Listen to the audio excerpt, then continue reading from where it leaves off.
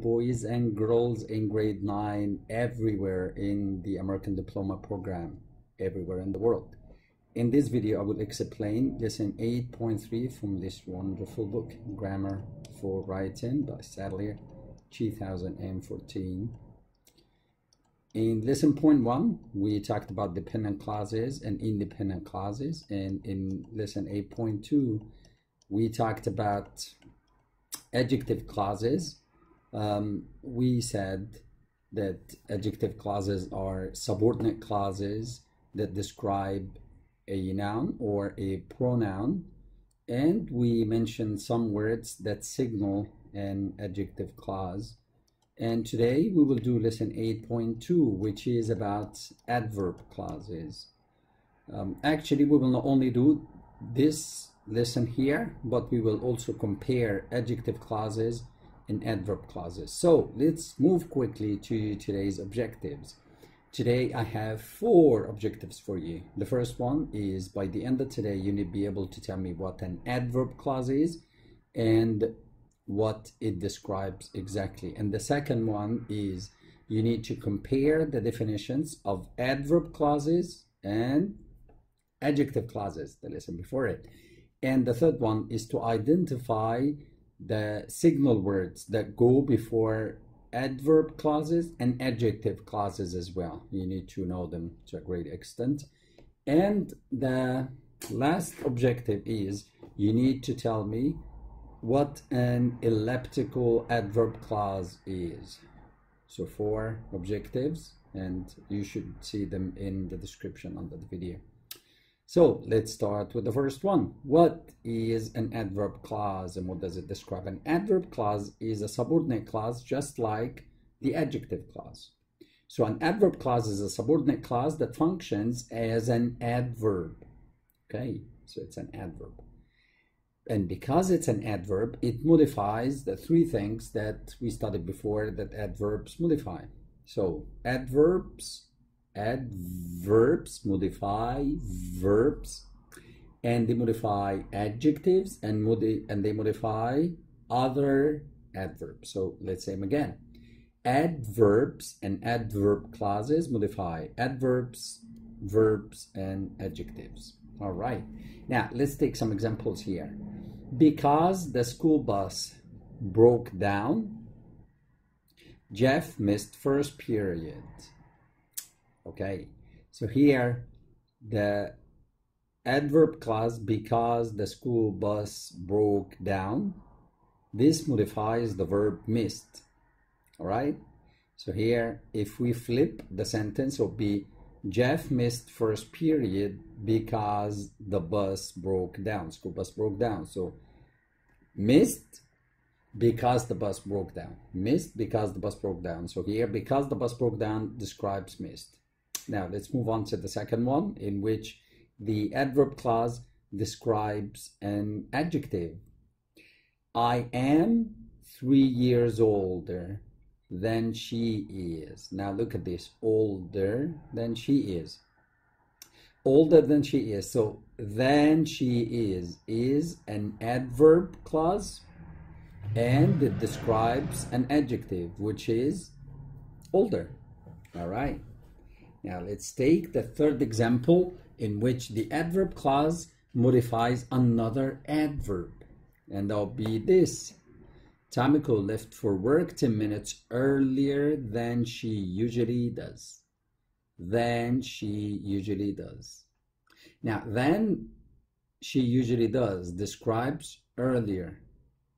So here is an adverb clause that describes, yes, an adverb, that's right.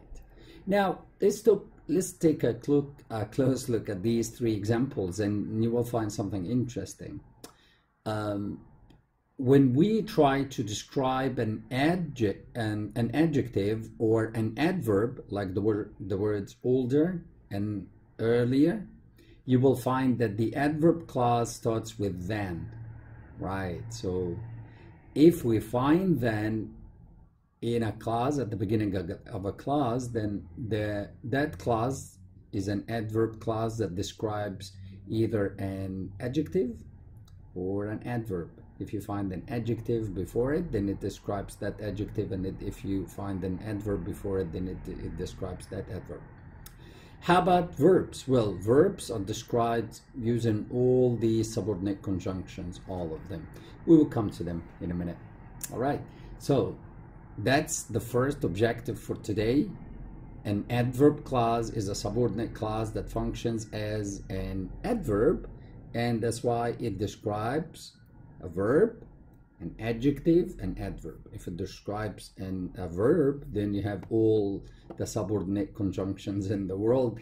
And if it describes an adjective or an adverb, then you have the word than beginning the adverb clause. Right, so let's move on to objective number 2, which is you need to compare adjective clauses and adverb clauses, their definitions. So let's take a step back and take a look at the definition of adjective clauses. Here it is. Not this really, not the first 2 lines. These summarize kind of all the lessons in this chapter, in this unit. But it's this really. An adjective clause is the subordinate clause. Wait a minute. So an adjective clause, subordinate clause, and an adverb clause, subordinate clause as well. So this is something that they have in common. How about the definition? Right. Adjective clauses function as adjectives, and that's why they modify nouns or pronouns. How about the adverb clauses? Adverb clauses are subordinate clauses as well, but they modify verbs, adjectives, and other adverbs. Now, that's really important, the difference between the two. So, adjective clauses modify nouns or pronouns. How about adverb clauses? They modify verbs, adjectives, and adverbs. Right? Hopefully that's clear. I'm sure it is. You're smart. Now, let's move on to the third one, which is the objective for today, which is to know the signal words for both adverb clauses and adjective clauses as well, because as I told you, I'm going to compare the 2 lessons. Because we're studying this lesson, we'll start with the signal words for these adverb clauses first. The signal words are subordinate conjunctions, and pretty much I mean, you know them, you can recognize them. You have words like because and if and when, all of these words that you have seen over and over again. Now you're taking them from a different perspective instead of seeing them as words that are used in complex sentences. Now we talk about them as words that signal an adverb clause. Let's read them quickly. After, although, as long as soon as though, because, before, even though, if, since, so that, then, though, unless, when, whenever, where, wherever, whether, and while. And there are many more, of course, in English, but these are just given for example here.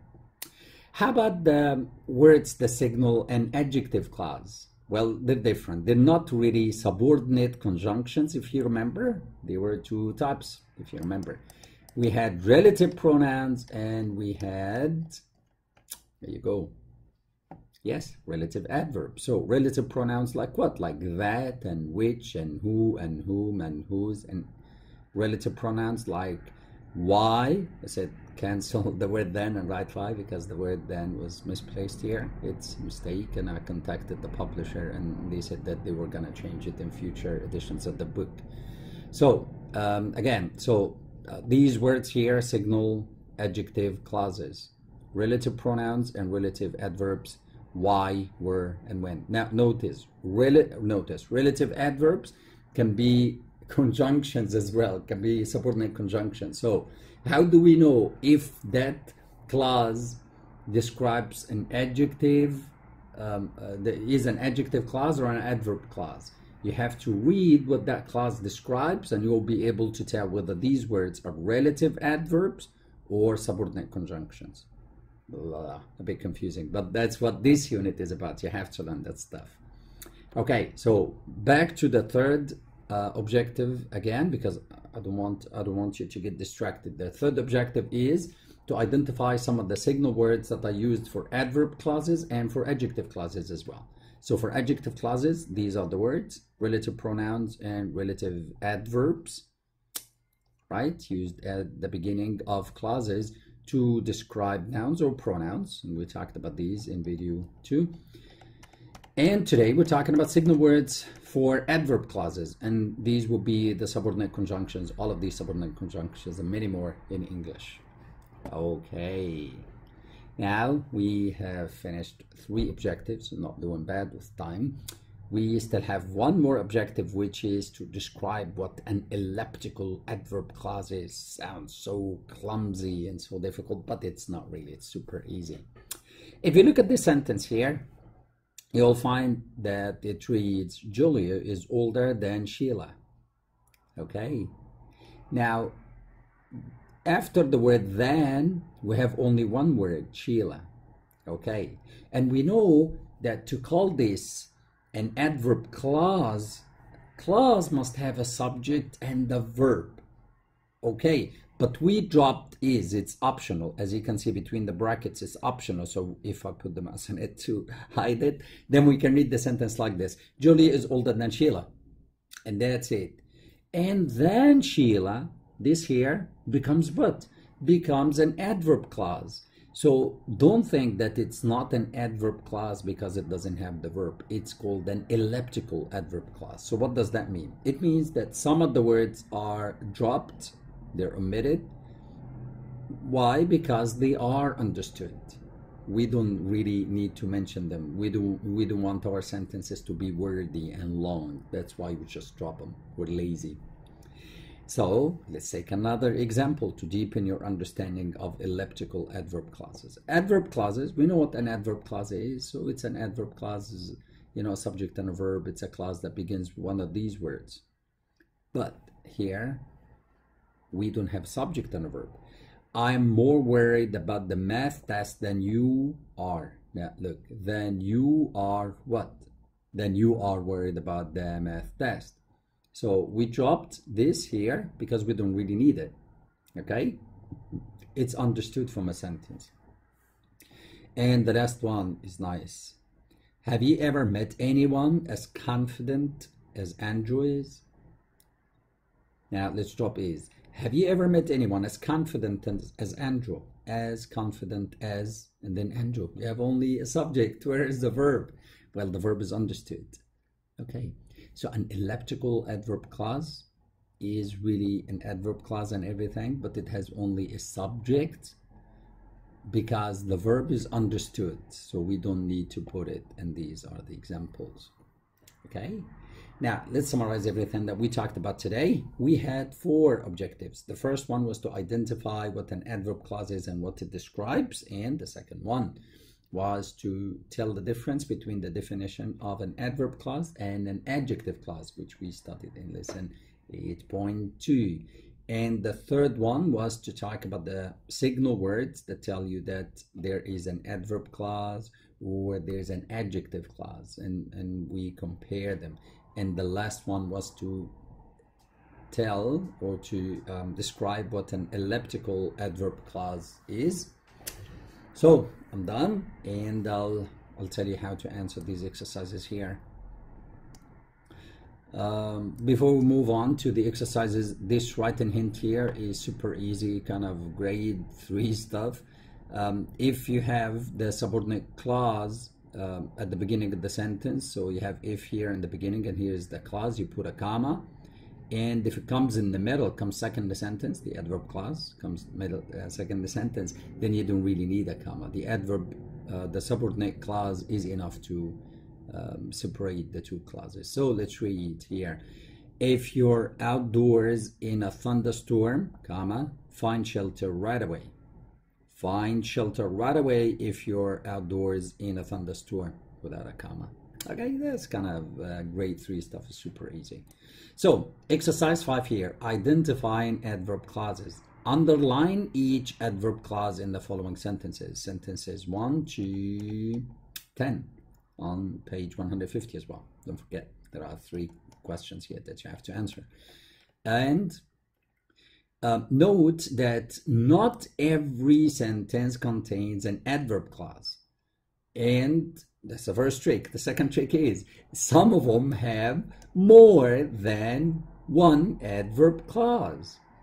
So what I want you to do when you answer this, if a sentence has no adverb clause, I want you to write the word none, just to show your teacher, to show me or to show your teacher that you read the sentence and you actually answered it. Do you think that it has no adverb clauses? Okay, so that's for exercise 5. Now let's move on to exercise 6, and here it's writing. Love writing. Writing sentences with adverb clauses. Work with a partner. I prefer only a partner. A small group will be too big. And you need to write and make some illustrations on a small pamphlet about lightning safety. These sentences here, when you do them, they'll help you a whole lot with information about thunderstorms and safety and all. Your audience is children in grade 3, so you need to keep it super simple. So make your sentences easy to read. Use the following notes as an outline for topics to cover in your pamphlet. Remember, it's not really a paragraph or anything, just sentences in on a pamphlet for kids. When you have finished writing a first draft, underline the adverb clauses you used. So if you look, asking why, explain why, all of these will actually make you use adverb clauses in your writing. You need to underline them in your pamphlet. And here's exercise 7, most interesting of them all. On a separate piece of paper, rewrite the story right here, okay, and it has 10 sentences. Rewrite the story about to make it more interesting. It's about thunderstorms and all, or is it not? I'm not sure. I haven't read it yet. Anyway, on a separate piece of paper, rewrite the story beginning to make it more interesting. Work with a partner or a small group to add specific details and information about how and where and why the events happen. When you start answering how, where, and why, you will find that you're using adverb clauses, and that's what we want from you, to practice using adverb clauses.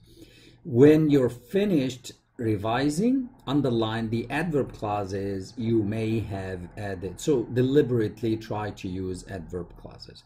And by this, the lesson is finished. That was lesson 8.3. Thank you very much for watching, and I'll see you next lesson. Bye.